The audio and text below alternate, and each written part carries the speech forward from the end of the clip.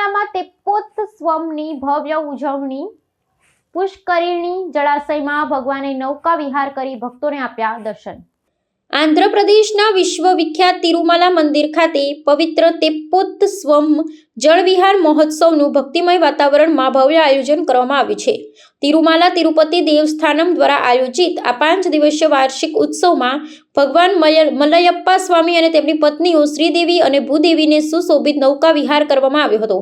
ચિત્તૂર જિલ્લાના તિરુમાલા ખાતે આવેલા સ્વામી પુષ્કરણી તીર્થમાં યોજાયેલા આ તેપ્પોત્સવમાં હજારોની સંખ્યામાં શ્રદ્ધાળુઓ ઉમટી પડ્યા હતા। પરંપરાગત વિધિ વિધાન અને વેદ મંત્રોચ્ચાર સાથે ભગવાનની મૂર્તિઓને રત્નજડિત આભૂષણો અને પુષ્પમાળાઓથી સજ્જ કરી અને ભવ્ય નૌકા તેપ્પા પર વિરાજમાન કરવામાં આવી હતી।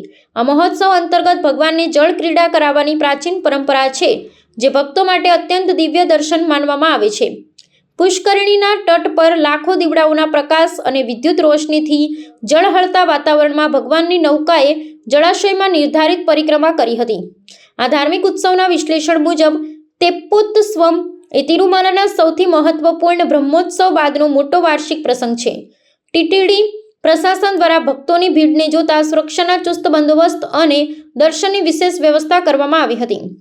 આ મહોત્સવ દરમિયાન પરંપરાગત સંગીત, નાદસ્વરમ અને ભજન મંડળીઓના પ્રસ્તુતિએ આધ્યાત્મિક વાતાવરણને વધુ પ્રભાવશાળી બનાવ્યું હતું। આ ઉત્સવને કારણે આંધ્રપ્રદેશના પ્રવાસન અને ધાર્મિક મહત્વમાં વધારો થયો છે, જેમાં પડોશી રાજ્યો તમિલનાડુ અને કર્ણાટકથી પણ મોટી સંખ્યામાં શ્રદ્ધાળુઓ સહભાગી થયા હતા।